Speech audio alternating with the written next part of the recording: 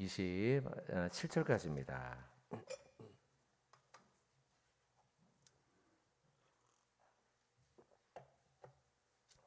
한 절씩 교독하도록 하겠습니다. 교독하고 마지막에 같이 합독하겠습니다. 이에 군대와 천부장과 유대인의 아랫 사람들이 예수를 잡아 결박하여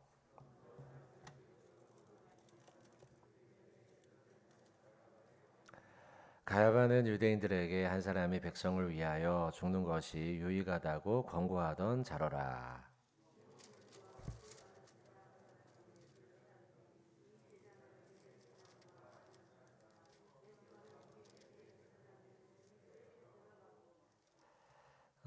베드로는 문 밖에 서 있는지라 대제사장을 아는 그 다른 제자가 나가서 문 지키는 여자에게 말하여 베드로를 데리고 들어오니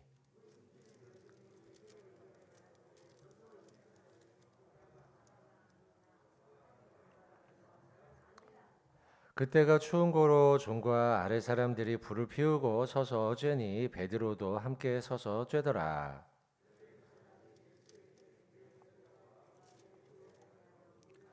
예수께서 대답하시되 내가 드러내 놓고 세상에 말하였노라. 모든 유대인들이 모이는 회당과 성전에서 항상 가르쳤고 은밀하게는 아무것도 말하지 아니하였거늘.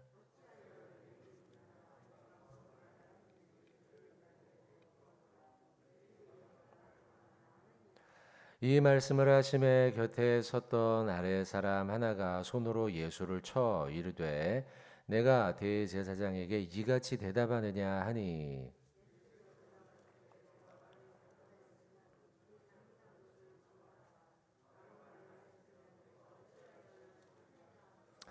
안나스가 예수를 결박한 그대로 대제사장 가야바에게 보내니라.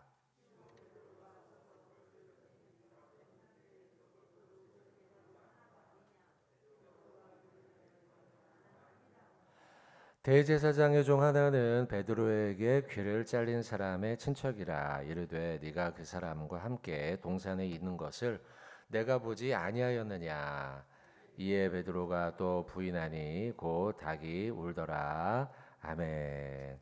자, 오늘 말씀 나누기 전에 옆분들하고 인사 한번 하겠습니다. 말씀으로 은혜 많이 받으시기 바랍니다. 네. 자, 이제 고난주간 특별 새벽 기도의 둘째 날입니다. 여러분들 어제 오늘 이틀 왔으니까요. 3분의 1 정도 왔습니다. 잘하셨고요. 좀만 지나면 내일까지 오면 절반을 지나고 또 목요일, 금요일, 토요일 지나면 이제 우리가 완주할 수 있습니다. 끝까지 우리가 힘내면 좋을 것 같습니다.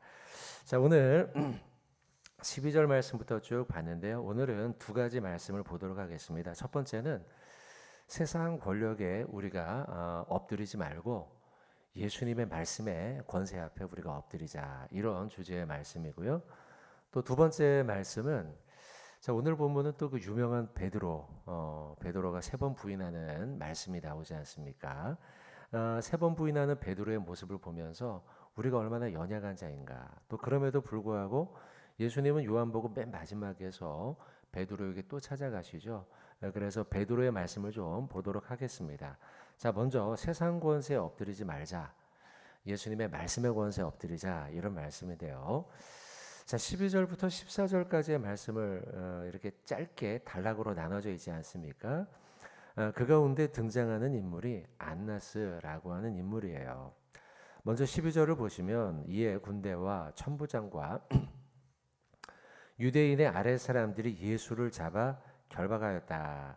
어제 본문 뒷부분에 나오는 예수님을 잡으러 왔던 장면이었죠. 결국 입을 맞추고 약속이었죠. 군호를 짜서 입을 맞추고 예수님임을 알렸고 가룟 유다 일행이 예수님을 붙잡아 갔죠. 결박했습니다. 13절에 보니 결박하여서 먼저라는 말이 나온 거 보니 뒤에는 또 나중이 있겠죠. 먼저는 누구에게 끌고 갔는고 하니 안나스에게 끌고 갔습니다. 안나스. 그리고 안나스에 대한 설명이 나옵니다. 안나스는 누구냐? 뒷부분에 안나스는 그 해의 대제사장인 가야바의 장인이었다 기록되어 있습니다. 그 해의 대제사장 가야바와 친척 가야바의 장인이었다라고 기록을 하고 있어요. 그럼 가야바는 누구냐?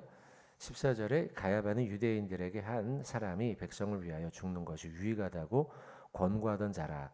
이건 백성을 위해서 예수님이 죽을 것이다라고 하는 성경의 성취에 대한 말씀이지만 실제로는 가야바 당시의 대제사장은 좋은 의미, 성경의 성취에 대한 말씀이 아니라 그렇게 예수님을 잡아가두자, 죽이자 이런 의미로 이야기했던 것이죠. 어쨌든 안나스에 대해서 설명이 쭉 나오기를 가야바의 장인이었다라고 기록을 하고 있어요. 자, 안나스. 이 안나스는 조금 더 설명을 하면은요, 당대의 상당한 권력자입니다. 첫째, 그는요 AD 6년부터 15년 사이에, 그러니까 무려 10년이죠. 6년부터 15년 사이에 대제사장이었던 인물입니다. 그러나 여러분, 우리가 구약 성경을 떠올려 본다면 그 대제사장은 몇 년씩은 이런 임기직이 아닙니다. 대제사장은 종신직이에요. 그럼 왜 이렇게 몇 년 동안 하는 임기직이 되었는가 하면 로마와 결탁했기 때문입니다. 로마에 의해서 대제사장직의 임기를 바꿨어요.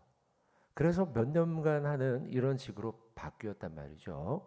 또한 이 아들, 그런 가운데 6년부터 15년까지 10년 동안이나 대제사장을 했던 인물이고요. 그리고 또 그의 아들 4명이요. 다 대제사장이었어요. 다 관련된 직이었어요. 그 집안이 다 그랬단 말이죠. 또 그리고 방금 여기 본문에 나온 것처럼 현직인 대제사장 가야바의 장인이었단 말이죠. 그러니까 이 집안이 지금 다 해먹고 있어요. 당시에 임기직이었음에도 불구하고 이 집안이 다 해먹고 있어요. 어떻게 그럴 수 있었느냐? 하나님의 사람이니까 이렇게 볼 수도 있지만 사실은 당시에는 대제사장은 로마와 결탁한 사람들이 대제사장에 올라갔단 말이죠. 그렇게 본다면 여러분, 안나스는 당시에 로마와 굉장히 결탁하여 있던 굉장히 친정부 권력을 가지고 있는 인물이란 말이죠. 그래서 당대의 권력을 가지고 있던 사람, 안나스 주변으로는 권력에 힘입어 살아가던 사람들이 등장합니다. 그리고 이 사람 주변에 사람들이 모이겠죠. 그래서 오늘 본문 여러분들 아까 읽다가 야, 이런 일이 있어 싶은 구절이 있는 게 22절이에요. 오늘 본문 18장 22절 한번 보세요. 보시면 이제 가야바와의 문답이 있습니다. 가야바가 묻고 예수님이 답변하는 장면이 있었는데 예수님이 20절, 21절에 답변을 했는데요. 그 답변을 마치자 22절 이 말씀을 하심에 예수님이 말씀하셨던 거죠. 곁에 섰던 아랫사람 하나가 손으로 예수님을 칩니다. 불손하게 대제사장 앞에서 네가 이렇게 대답하느냐라고요.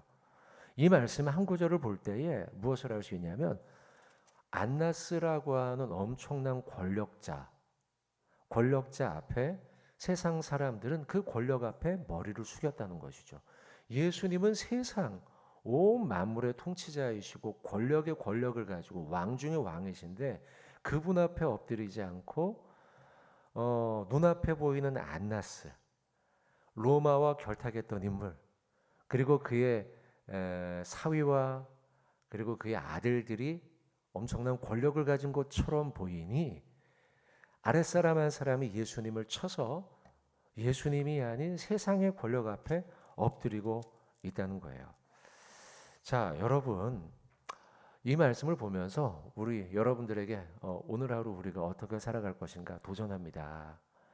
우리는 누구 앞에 엎드리며 살아갈 것이냐는 것이죠.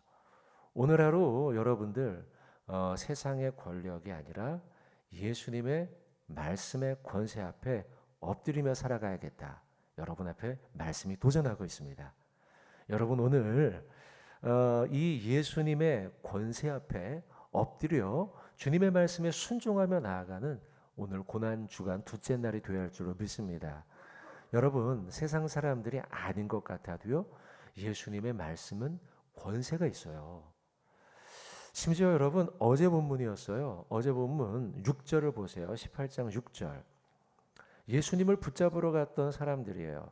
유다 일행들이었죠. 유다 일행들이 예수님을 붙잡으려고 검과 몽치를 들고 가서 예수님을 붙잡으려고 해요. 그런데 예수님의 말 한마디가 탁, 권세 있는 말 한마디가 탁 던져지자 자신들이 예수님을 잡으러 가려고 했던 것을 잊어버리고 그만 엎드러집니다. 말씀의 권세가 너무 높고 크니까요. 6절을 보십시오. 예수께서 그들에게 내가 크니라 이 한마디를 그냥 했어요. 잡으려고 갔던 사람들이 얼마나 당당하게 갔겠어요. 무기를 들고요. 그런데 예수님의 단순한 한마디, 너희가 잡으러 온 그자, 내가 바로 세상을 구원할 내가 그니라. 이 말씀을 한마디 하셨더니 사람들이요 그 말씀을 듣고 끝에 이렇게 써 있죠. 6절에요. 그들이 물러가서 땅에 엎드러지느니라. 예수님의 말씀에는 권세가 있어요. 예수님이 공생애사 기간도 그러지 않았습니까? 예수님이 공생애 기간에도 막 풍랑이 일 때 바람아 잠잠하라. 그 말씀 한마디에 바람이 잠잠해지고 풍랑이 잠잠해지지 않습니까? 사단의 귀신 들린 자가 막 그럴 때 예수님의 말씀 한마디로 그 귀신이 떠나가게 되죠. 맞습니까, 여러분? 예수님의 말씀에 권세가 있는 거예요. 그러니 여러분들 우리가 누구 앞에 엎드릴 것인가? 오늘 본문에 안나스 앞에 엎드리던 군인 예수님을 때리면서 그리고 수많은 자들이 세상의 권세 앞에 엎드렸지만 그러나 우리가 엎드려야 할 대상은 엎드려야 할 분은 바로 예수 그리스도 그리고 예수님의 말씀의 권세 앞에 우리가 엎드려 살아가야 할 줄로 믿습니다.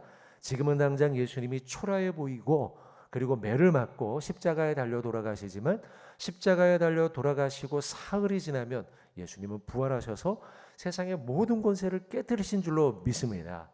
여러분 오늘 고난주간 둘째 날 세상의 권세에 엎드리는 자가 아니라 말씀의 권세 앞에 엎드리는 저와 여러분들에게 주님의 이름으로 축원드립니다. 자, 한번 따라해 봅시다. 모든 무릎은 예수님의 이름에 꿇게 하셨습니다. 아멘. 자, 뒤에 있는 말씀 한 번 더 우리 보도록 하겠습니다. 뒤에 있는 말씀, 베드로가 예수님을 3번 부인하는 장면이죠. 자, 오늘 16절 말씀입니다. 16절의 말씀에 보시면 베드로는 문 밖에 서 있는지라 대제사장을 아는 그 다른 제자. 자, 이 다른 제자는 누구라고 했죠? 그렇죠. 보통 요한이 자기를 이렇게 표현했죠. 요한복음에서요. 요한입니다. 요한. 사도 요한이죠. 사도 요한이 나가서 문 지키는 여자에게 말하여 베드로를 예수님이 계신 쪽 안쪽으로 들어올 수 있도록 도와줬습니다. 그러자 17절에 문 지키는 여종이 베드로에게 말하되 너도 이 사람의 제자 중 하나가 아니냐 이렇게 묻습니다. 그러자 베드로가 아니다라고 대답하죠. 이게 첫 번째 부인입니다. 그 뒤로 본문 쭉 넘어가면은요. 두 번째 부인이죠. 25절입니다. 시몬 베드로가 서서 부르짖더니 사람들이 묻되 너도 그 제자 중 하나가 아니냐.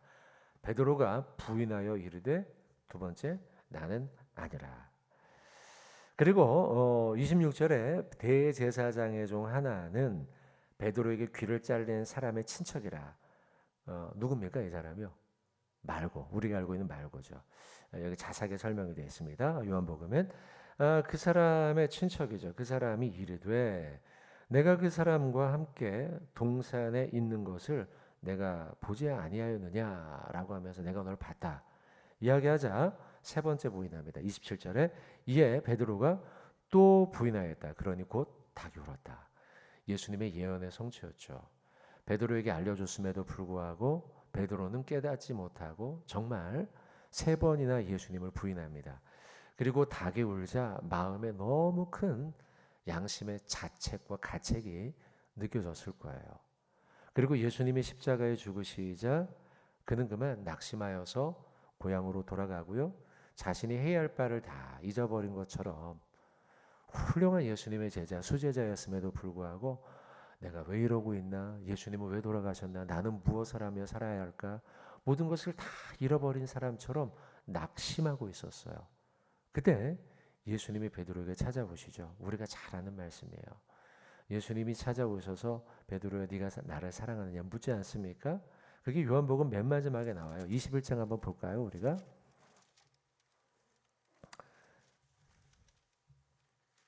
21장 15절입니다.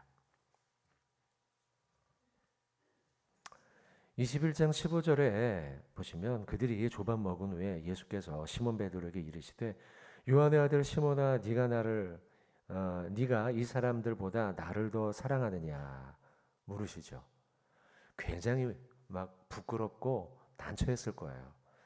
그때 베드로가 대답하죠. 이르되 주님 그러하나이다.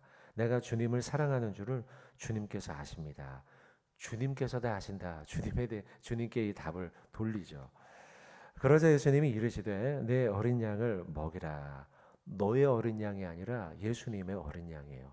사명을 떠올리게 하는 것이죠.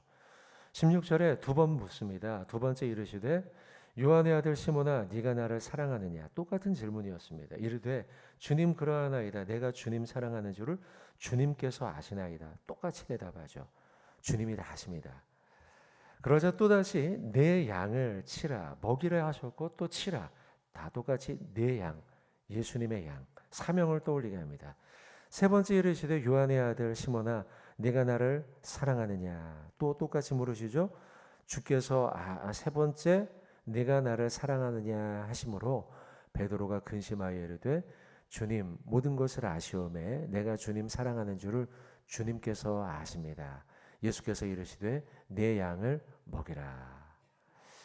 세 번 부인한 것처럼 예수님도 세 번 그에게 물으시고 똑같이 세 번 다 그에게 사명을 떠올리시게 합니다. 이 질문, 문답이 있기 전에 예수님은 물가에 찾아오셔서 베드로에게 떡을 굽고 그리고 물고기를 굽고 그에게 먹을 것을 주셨어요. 낙심한 자에게. 마치 과거에 구약성경에 엘리야 있지 않습니까? 엘리야에게 물과 물병과 떡을 주신 것처럼 먹이고 그에게 용기를 주시죠. 베드로에게도 마찬가지예요. 낙심하고 그리고 예수님이 십자가에 죽으시고 내가 무엇을 위해 살아가야 할지 모르고 있는 그에게 찾아오셔서 떡을 주시고 고기를 주시고 그리고 먹이고 힘을 주시고 용기를 주시고 마지막에 내 양을 치라. 내 양을 먹이라. 이건 사명을 다시 일깨운 거예요. 오늘 본문으로 한번 다시 넘어볼까요, 여러분들? 베드로의 부인 세 번이었죠. 세 차례의 부인이었어요. 그리고 닭이 울자 그는 낭망했을 거예요. 그리고 예수님이 십자가에 죽으시니까 더더욱 내가 무엇을 위해서 살아가야 할까? 내 인생의 길을 완전히 잃어버린 사람처럼 살아갈 때 예수님은 그의 연약함을 다 하시고 그에게 다시 찾아오셔서 떡과 먹을 것을 고기를 주시고 다시 그가 어떻게 살아가야 할지 알려주시죠. 여러분 베드로가 다시 회복되는 것은요 다른 데 있지 않아요. 사명감을 찾은 이유는 예수님의 임재, 예수님이 그에게 찾아오심, 임재죠. 그와 함께 하심, 예수님의 은혜의 날개로 그를 덮을 때에 그가 다시 살아갈 길과 방향을 찾았다는 것이죠. 여러분 우리도 살다 보면 낭망할 수도 있고 낙심할 수도 있어요. 좌절할 수도 있어요. 그러나 낭망하고 좌절할 때 우리가 기억해야 할 것은 주님이 내게 찾아오시면 임재, 주님의 임재가 내 삶을 덮을 때에 그때 우리는 삶이 회복되고 다시 내가 주님을 위해서 살아가야지라고 하는 사명을 되찾게 됩니다. 바라기는 저와 여러분들 오늘 고난주간 둘째 날인데요. 이 둘째 날 주님의 임재를 경험하고 주님의 용서를 경험하고 주님의 함께하심을 경험하고 주님의 은혜를 경험해서 오늘 하루 다시 새로운 용기를 가지고 고난 가운데도 승리하고 낙심하지 않고 다시 사명을 회복하는 저와 여러분 되시길 주님의 이름으로 축원을 드립니다. 자, 우리 공동체 기도의 제목입니다.